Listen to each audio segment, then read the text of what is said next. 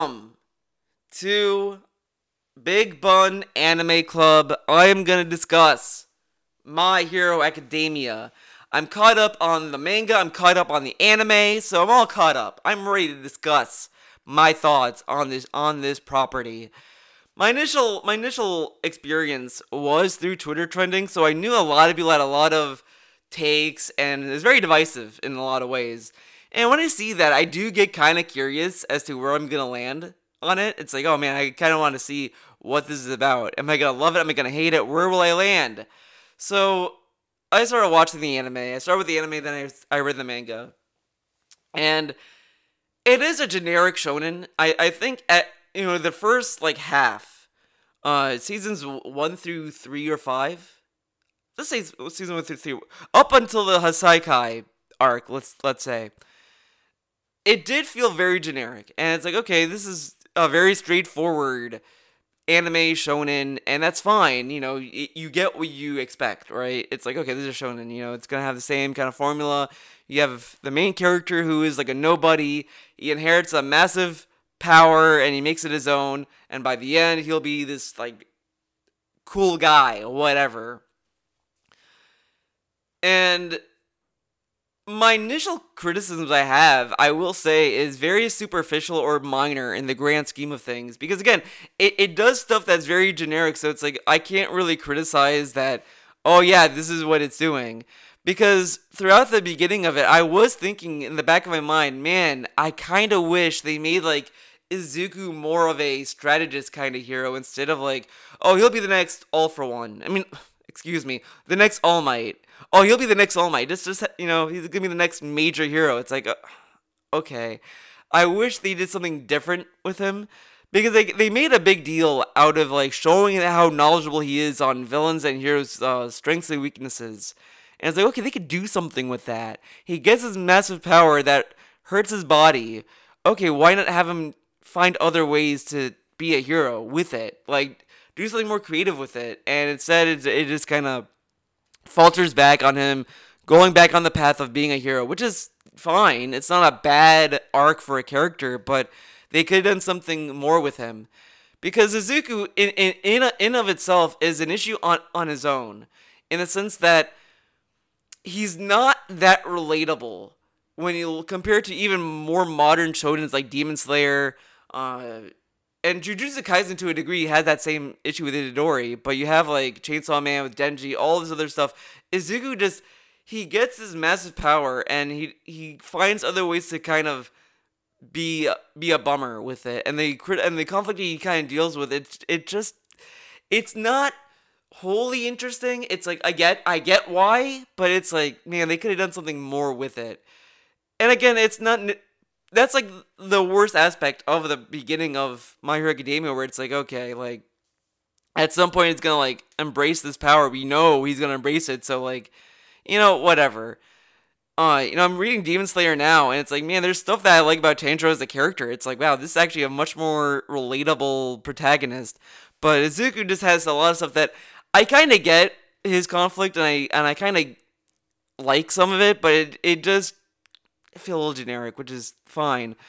But these are like the lowest parts of the first half, which I think is very good. If you have like any story and all you're thinking about is this is solid, but it could be better, I think you're on the right path to at least having the chance to win people over. So I do find it fine that that maybe he wanted to play it safe because he wanted to make sure that he can still make this comic. Because a lot of times that when you have someone making a manga or a comic or anything, it may be canceled, it may not go anywhere, so it may be better off to just play it safe, and then once you have an established audience, to then start taking risks. Again, the other issues are just more stuff that I can see why people may bounce from My Hero Academia. Again, the sexual jokes that they have in this, I will say, was a little too much. Now, if you know me, you know that I'm very vocal in my criticisms of Persona 4. I'm very critical of it. It's not my favorite Persona game. I think it's one of my least favorite ones. Knowing that, it does surprise me that Horikoshi made a character that's far worse than Teddy and Yosuke combined. Like, I dislike Teddy and Yosuke a lot, to the point where I have a channel point on my Twitch channel that's like 9,999,999, whatever fucking channel points, for me to say one good thing about Teddy. Horikoshi found a way to make a character that's even worse.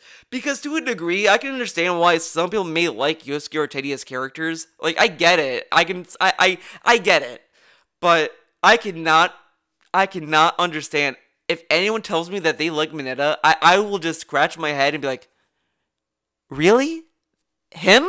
You like that character? Like, there's no way. I refuse to believe there's a single soul defending Mineta. There's no way. No respecting person would do that, because Mineta is by far the worst aspect of My Hero Academia. Like, it was enough to bring down my opinion a little bit.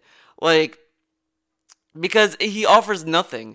I understand that Mineta is probably meant to be a gag character, but when the gag character's only joke is just being a sex pest, what does he really offer to the whole? There's nothing interesting about him. There's nothing about him that I even like. He's just a very unlikable character, to the point where if he died, I wouldn't care. It would actually be a positive. And when you have a character that does that, you kind of fail the character. So that kind of stuff I disliked a lot, and that was my massive major complaint I had for My Hero Academia at the time, was just that character. And it just illustrates a lot of these issues I've had with, like, characters being benched pretty hard and that kind of stuff. Again, the story overall in the beginning is very generic and straightforward, that the villains want to, like, infiltrate UA, they want to fuck shit up. The main villain of the League of Villains is actually, like, a guy that's aimless. He doesn't know what he's even fighting for sometimes, other than to destroy All Might. And then he finds a goal, he finds a motive to become a villain, and he gets emboldened and more focused on something. So I do like the arc of the main villain. There is stuff that's interesting there. Again, there's little threads that are in the beginning of My Hero Academia that's actually a little bit more interesting to chew on. Again, my issues I had with it are very minor in the grand scheme of things, and it's stuff that I feel maybe it would be expanded on later down the road.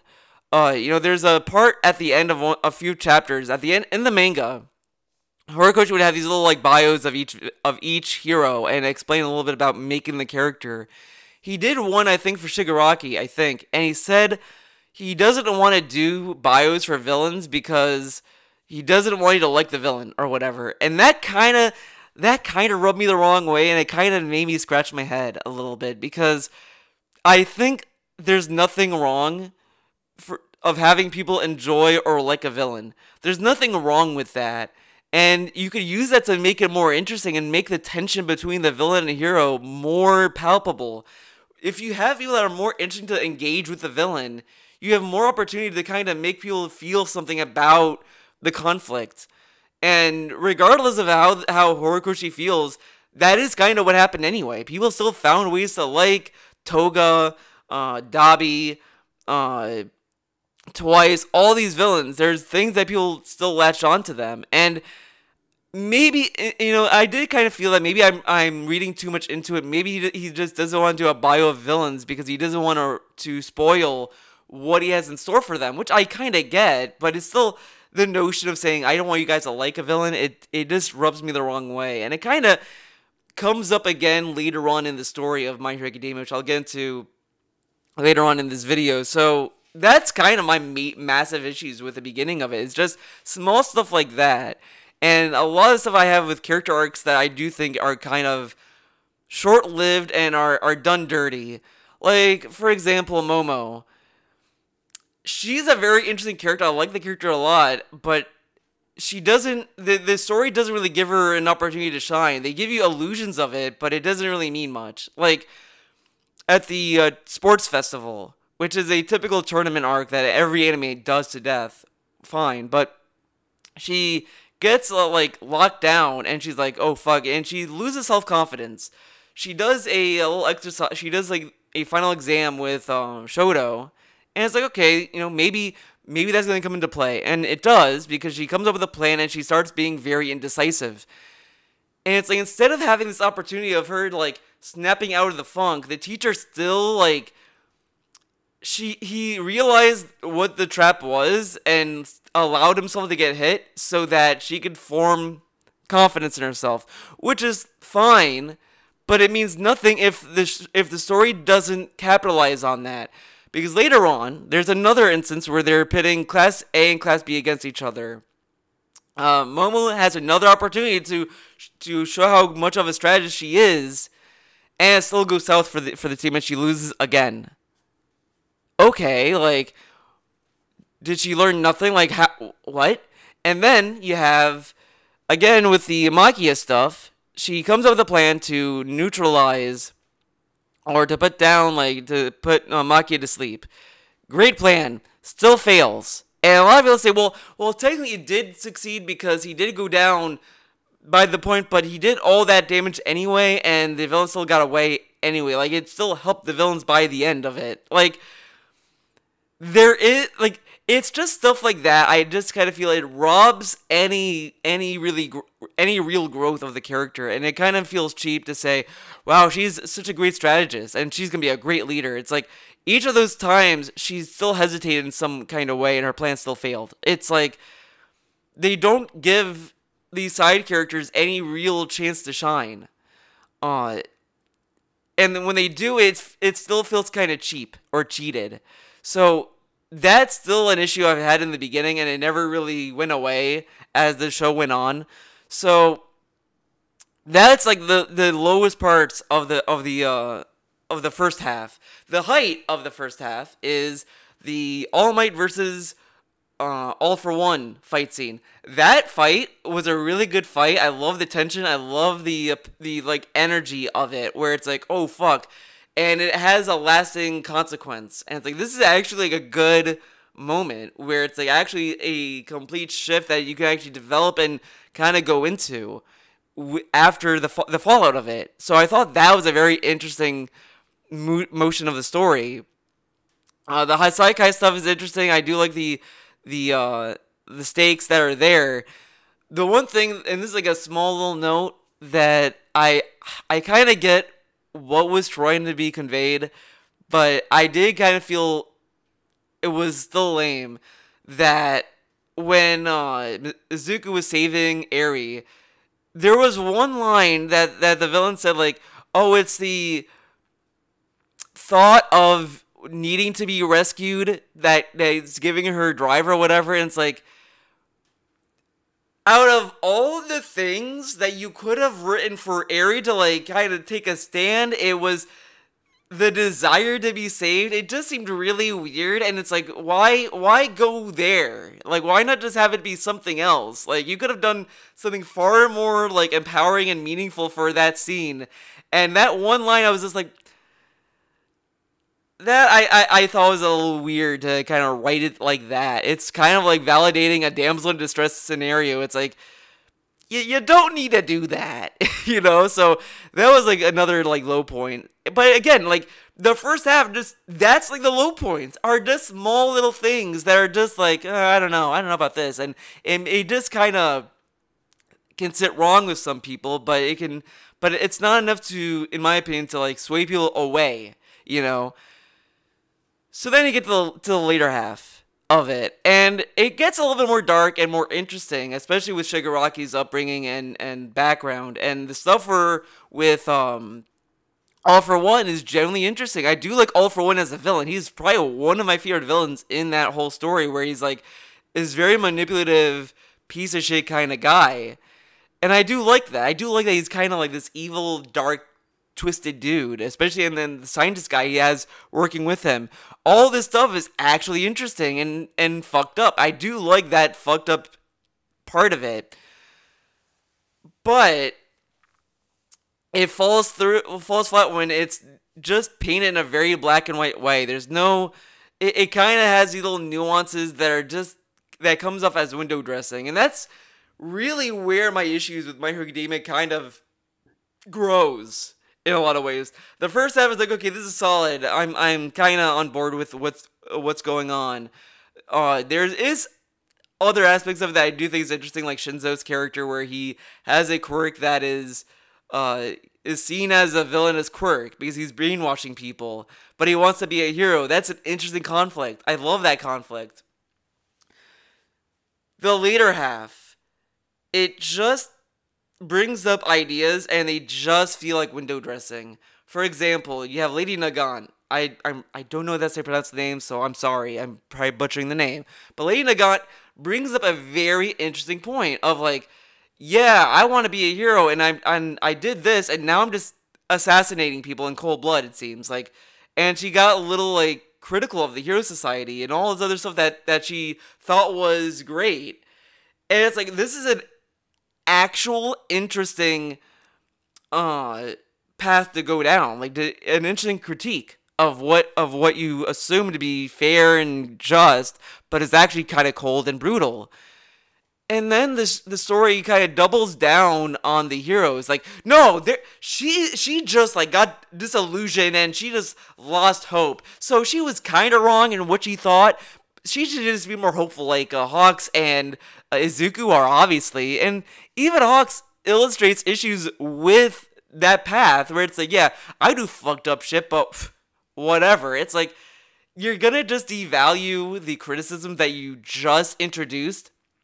And this isn't even the first time.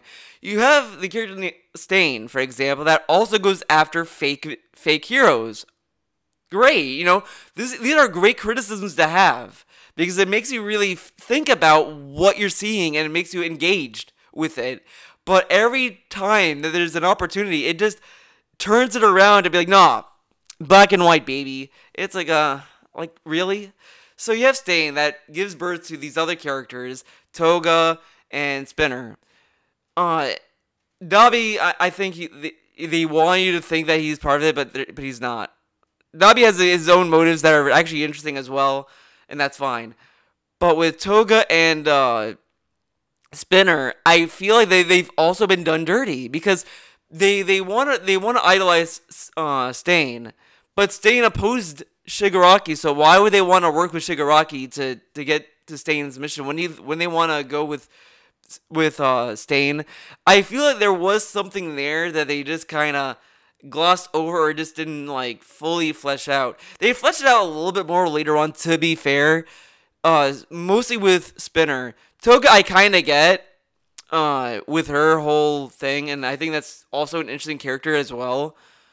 But with Spinner, I do feel like that was another dropped opportunity because Spinner's whole thing is he did not like how society like was prejudiced against him. He went through all this hate and all this other shit.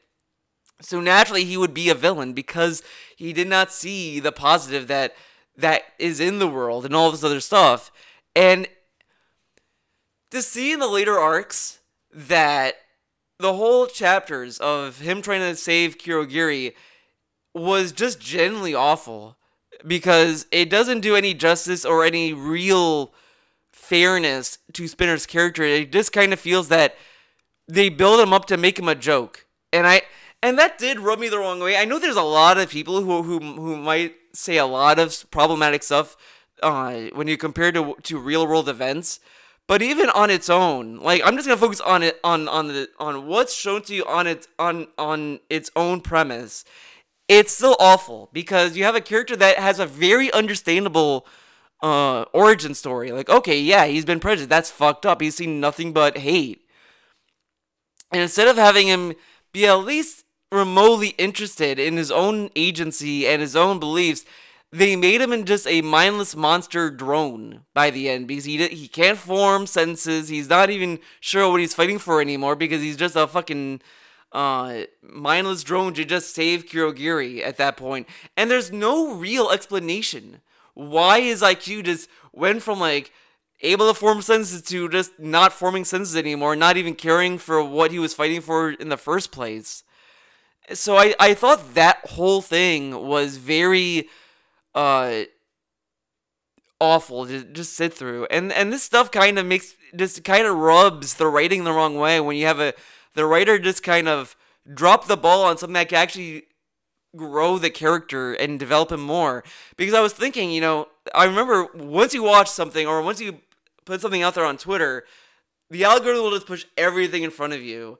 There was one article I saw that just had the headline, "A My Hero Academia villain might turn into a hero." Now, I didn't know the context, but I didn't want to be spoiled. So I kind of was like, okay, someone's going to be maybe turned into to a hero or whatever. And I was kind of thinking maybe that was going to be Spinner. Because there's moments where once Shigaraki inherited All For One's quirk, and he started acting more like All For One and all his other shit, I kind of wondered, okay, is Spinner gonna be like, hey, this is fucked up, this isn't what I signed up for? Because he even brought issues like that, and then he still stuck by the villains that he felt a little shaky on, and then he became a mindless drone. And it's like, you couldn't flesh that out more, like maybe have him go against the villains, but also be against the heroes and all this other stuff. Like, they could have done far more with it, and to see what it turned into, it was just kind of like, they could have just removed these chapters, because it just, like, I could see people argue that this is a character assassination on Spinner, and I kind of would agree with that, because, again, you have this character that has this very interesting origin story, and it to be fumbled that badly, it's like, why?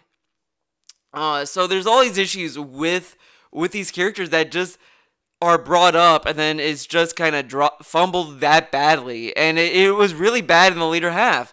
And the stuff that with Dabi, let's talk about Toya for a bit. The idea there is interesting. The whole thing about how he wanted to be a hero because of Endeavor's drive to have a kid that would surpass All Might and all this other stuff, and to see the very toxic darkness that can come from it is an interesting conflict. And I kind of feel it's either not conveyed very well or it's conveyed very sloppily, where it just kind of doubles down again on, like, Endeavor is right and, like, Toya is, like, wrong for feeling the way he does. And it's like, Dabi isn't necessarily wrong feeling this anger and hatred that from what Endeavor instilled onto him. Like, it's bad. Like, I'm not saying that Dabi is right or Toya is right in what he's doing. That's not the point. It's more of that you're robbing the opportunity to just kind of have this big conversation of, like, of a broken family, and maybe love is what brings them together, and it's stuff that kind of falls flat. It does come by the end of that arc a little bit. So I think that's more of a fumble of how it's conveyed than what the intent was necessarily. So that's the only part that's handled pretty well in with all things considered.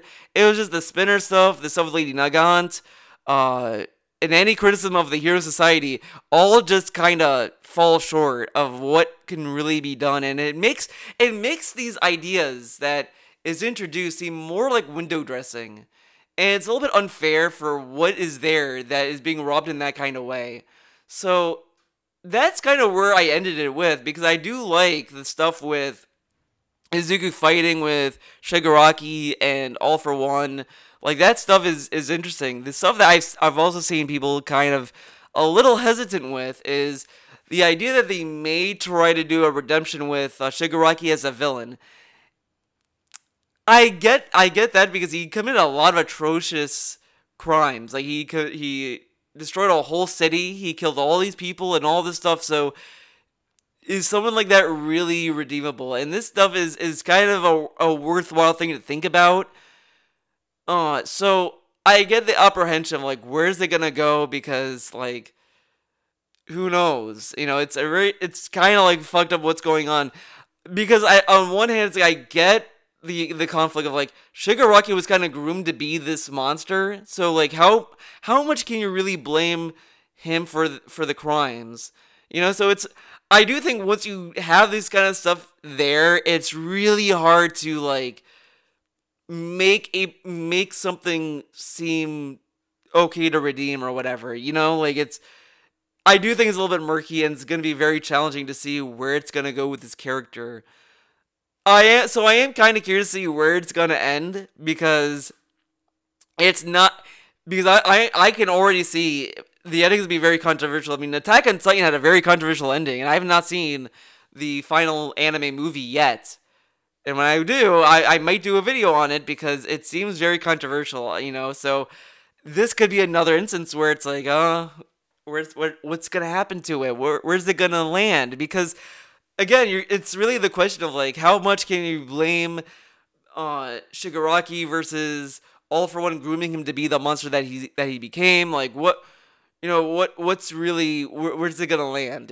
So I don't want to say anything much about that. I just do see the potential of the criticism of people being a little hesitant, saying, "What, should he really be redeemable?" I mean, after what all the stuff he's done throughout the series, like that's gonna be a question by the end. And so it'll be curious to see where it's gonna land with that. Uh, but yeah, My Hero Academia, I think as a whole, I don't necessarily think it's awful or the worst thing to be made, but I can't say it's one of my favorites I've seen. I kind of feel I'm middle of the road with it, which it's a bummer to me because there were a lot of moments where I was like, oh, this might be where I'm gonna become a fan or I'm gonna really love it because of this, and it's like it doesn't capitalize on these little moments where they almost had me because it just all the stuff that I liked about it are just kind of falls short and shallow, and it feels like window dressing. And it's like, oh, okay, like this is what we're doing. So, if you were to ask me to rate it as it is now, I'd probably give it probably a 6 out of 10, and I do feel that's a little bit generous. But I can't say that there's nothing to like, and people are wrong for liking it either. I do see the appeal of My Hero Academia, so I can't bring myself to be a hater, a full-blooded hater of it, but I can't love it either. It's just really mid of the road for me. It's not awful. It's fine. It just really breaks my heart that there's all this stuff that's sitting there that could be very interesting, and it just constant dropping of the ball, just constant fumbles, and it's like, why? You're almost there. It's like you're seeing someone building a house of cards, and it's gonna be the biggest one you've seen, and he's just about to put the final card, and it just keeps falling, no matter what. No matter what he does, it just keeps falling. You're just like, no. So that's my massive criticism, is that it gets so close. It gets so close to just doing something, and it just falls short. All these ideas that just fall on its face. Weak characters that are interesting and their arcs are meaningless. It kind of does remind me of Persona 4 in some ways, because I felt that way with a lot of these social links.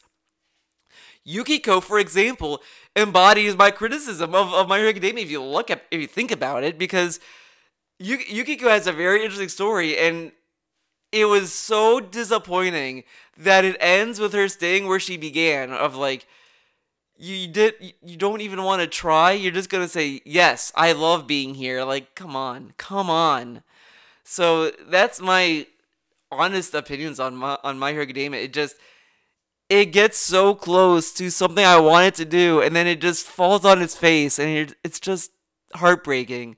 The art of the manga, I will say, it's pretty good. I do like that a lot of the heroes have different styles that all clash. It's not a unified style, so I do love that it's expressive in that kind of way, that it matches the quirk that they have. So I do like that. I do like the art that gets put into My Hero Academia. So I can't. I will say the one thing I will sing praises of is the art style. I think the art style is very well done, and I do like that. All Might has very heroic image, and then when you see his real form, he's like a very like shriveled up kind of guy. That duality is really good. It's a really good like symbolism of what it is. It's great. There's stuff that's great that's there. It's just there's all this stuff that's just holding it back of it being good. It's so close. It's so close. It could do it. It could do it, but it just falls flat. That to me is what makes it very disappointing to me. It's like everything is there. The ingredients are there, and it should be a home run, and it's like it isn't. It's a very like sloppy thing to me. It's like You could really read a good chapter, and then the next chapter could be very bad. It's like, man. So that's my thoughts. Hope you get where I'm coming from with it. And again, feel free to let me know in the comments your thoughts, and maybe there'll be a response video, maybe not. Who knows? But that'll be it for this video, and thanks for watching this very long-winded review of My Hero Academia. So hope to see you again next time. The next anime I do want to discuss a little bit, maybe, is I've been watching the Apothecary Diaries, so maybe that's gonna be the next one. I don't know yet. I have a lot of ideas in my head, but that's gonna be maybe the next one I'll discuss. So thank you for watching. See you next time. Bye bye.